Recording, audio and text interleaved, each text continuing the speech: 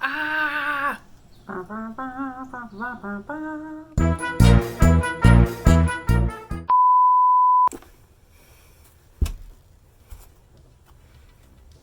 Hey. I didn't film anything today. Today is day 5 of birthday vacation, and when I slowly peeled back the blankets this morning at 8:30, almost 9 o'clock, the sun was shining. Please understand, here in beautiful Pittsburgh, Pennsylvania, on the east coast of the US, the sun doesn't shine a lot. We're like the 4th most overcast city in the United States or some nonsense like that. So we don't get a lot of sun. And when I saw the blue sky and the clouds and just that sun shining in the windows, I knew it was a perfect day to clean the whole house.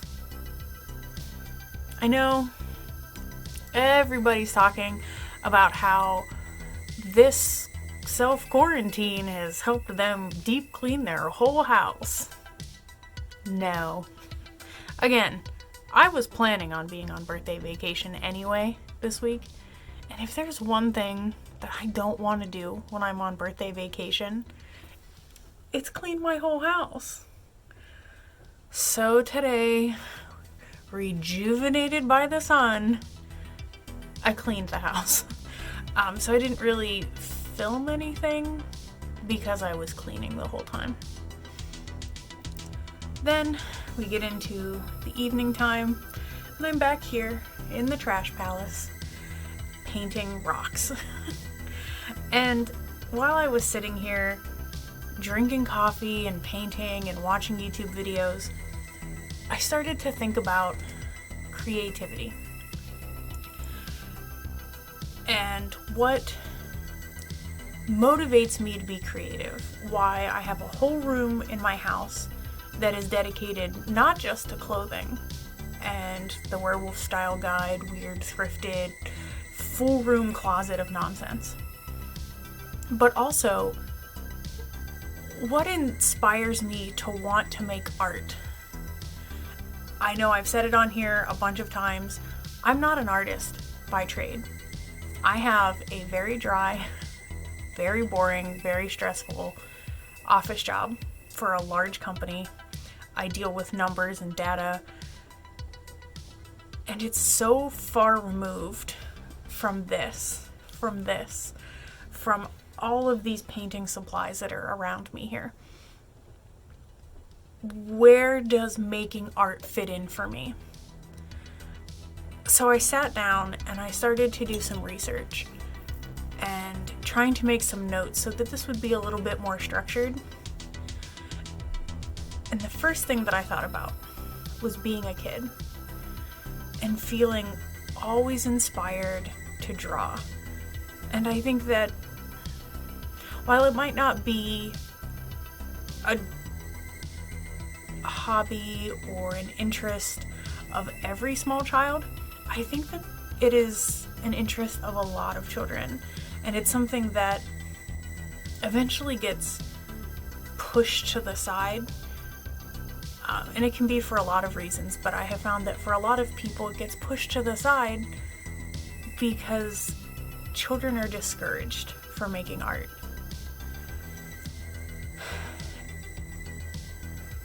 My relationship with making art has always been sort of tumultuous. Very long, involved, and overzealous creative periods interspersed with these very, very low, sad, completely creatively devoid times, which are oftentimes triggered by outside influences. It's not just artist block.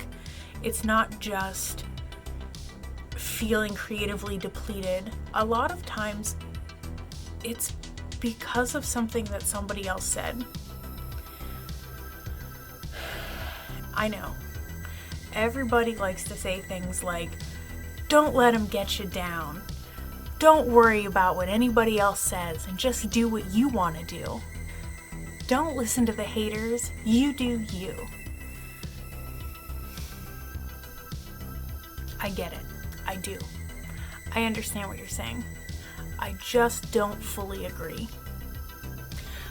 I know I've said it on here before. Yes, absolutely don't let anybody get you down. However, we're human. Surprise. The things that you say and the things that you do will impact people. The words that you use have power. And by saying, don't listen to what other people say, I feel like a grandma. Don't listen to what other people say. Don't let them bother you. Yes, control what you can control, but, big ol' but, when somebody says something like that, practice saying back to them how it makes you feel when they say something like that. If somebody tells you,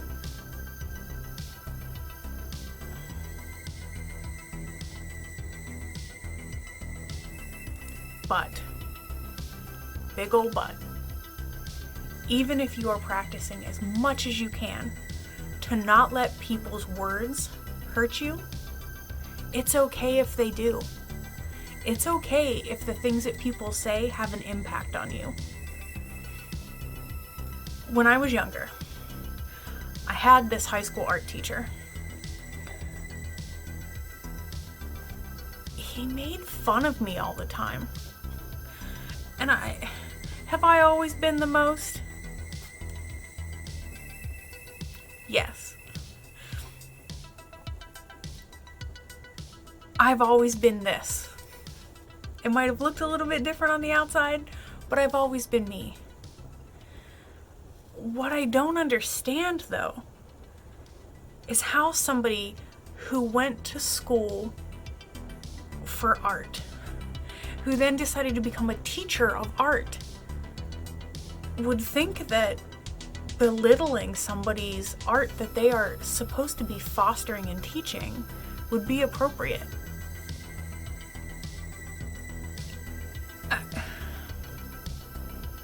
I'm still so bewildered by this so many years later. Then I had this friend, and our friendship was fraught with issues for so many other reasons outside of this, and they were all my own fault. But we were walking around our very small town one afternoon, talking and hanging out, and he was a few years older than me, and he had mentioned to me that he was very excited to go away to go to art school, because when he went to art school, he'd be able to meet other artists. And I said, but I'm an artist. I'm right here. And he looked me dead in my eyes, and he said, no, I mean real artists.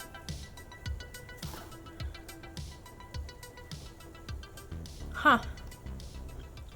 Okay. I'm not a real artist. This word is a theme. So,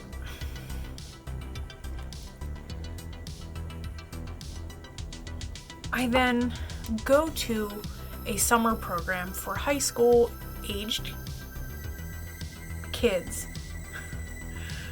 to go and experience college art programs.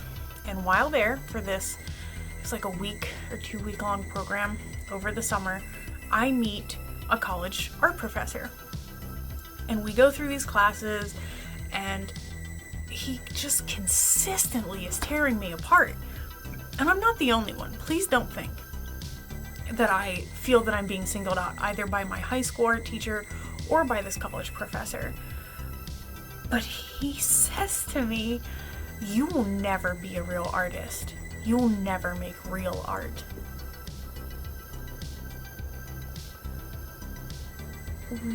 what the is a real artist? What is real art? So, moving forward, I go through these very intense periods where I'm not able to make any art at all. I give away all of my art supplies. I feel the most listless and aimless and unfulfilled. So I meet this new friend, and she is older and she has a house, and she used to tattoo and she was an artist, and now she does fiber art and she has a business, and it's all so exciting, and I'm very much sort of like awestruck and starstruck by this person. And I'm finally really getting back into making art and feeling I'm getting some direction again. And then I show her the stuff that I make, and she says, you should stop trying to be an artist and maybe focus on crafting. So this brings up from somebody who was a crafter, the wall built between being an artist and being a crafter, and how one is seen as prestige and art and legitimacy, and the other one is seen as, well, this is just a cute hobby. You and all the other grandmas down at the sewing circle are gonna make some crafts. As if one is less than the other in any way. Spoiler alert, it's not. So, in the same town, still trucking along, trying to make art, trying to find my creative voice or my style, my medium of choice. There's a group show at an art gallery. And I take some items, and I'm very excited. And after all is said and done, the owner of the art gallery says to me, you should consider, instead of making art, making something useful. Something people will actually buy, like a pot holder.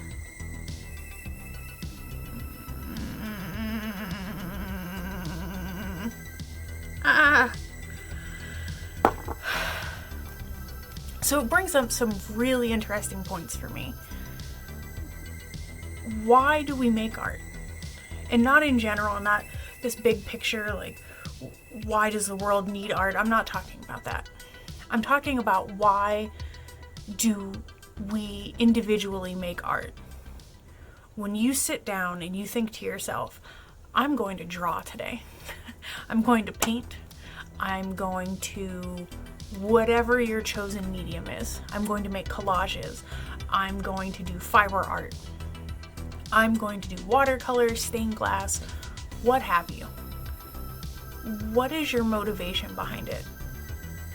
There are some people, and I've met many artists, who their full motivation, full stop, make money. They are not doing it because they feel creatively driven. They're not doing it because it emotionally or mentally fulfills them. They're doing it to make money. And there's nothing wrong with that. If that is truly what they want, more power to them. There are also people who do it because it provides them a sort of mental or emotional release. They have a stressful day, a stressful week. They are feeling a lot of anxiety or sadness or anger, so they take the time to sit down and create something. There are people who are purely and solely looking for creative fulfillment. That there are things inside of them, images, ideas, thoughts, feelings, that they have to get out into whatever their chosen medium is. There are also people that find that either verbally or in writing, they can't get their thoughts across appropriately. They are always without the words that they need to be able to convey their feelings. Making art provides them that outlet. And there's so many other reasons. So examining why we're doing it. What is motivating you to make art in the first place? And then we get into the hard stuff. That's the easy one. Thinking about who gets to determine what is good art. Who gets to say, this art over here is good, but this art over here is bad. This is real art, this is not real art. Who are we giving that power to? Art, yes, subjective. Art is in the eye of the beholder. Sure, absolutely. But even in our own opinions of our art that we are making as individuals, or the art that we are viewing as the audience, are we allowing the opinions of others in whatever their station is to influence how we feel about our own art or other people's art? Are we limiting what we are able to enjoy or share based on somebody else's opinion? And for what reason? I love the idea of outsider art. I hate that it has to exist with that kind of name and the implication that it is somehow separate and different from real art. But at the same time, I very much identify with it.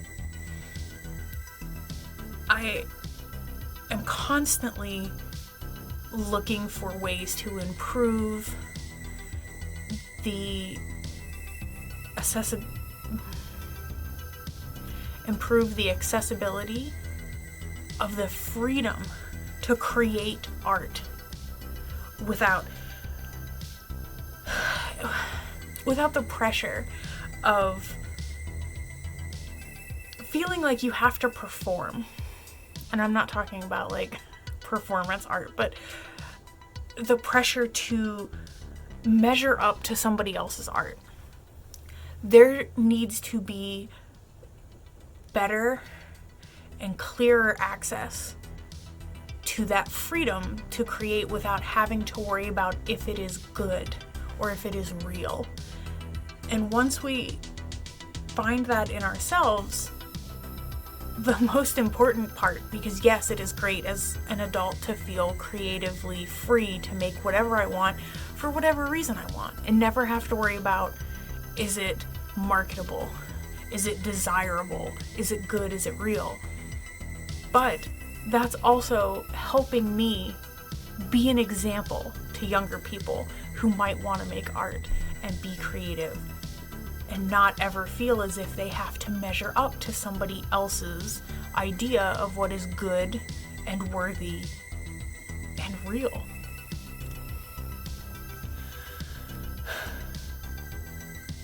I'm all hot. I'm all hot about this. So I didn't film anything today, really, until I sat down here and put on this fancy outfit. But I just wanted to be able to share this and suggest that when you feel driven and motivated to sit down and make whatever your chosen form of art is, go easy on yourself. When you see somebody making art and you like it, offer to buy it. Say, I love that. Can I buy that from you? If they agree, give them more money than they ask for, if you can. Be a patron of art and not just high art, not just what everyone says is real art. Support people being creative for any reason. And when you see somebody or yourself comparing what you do to somebody else and belittling what has been creative, work to be kind and considerate and helpful and dismantle that. That's what I've done all day. I've made bad, fake art all day long.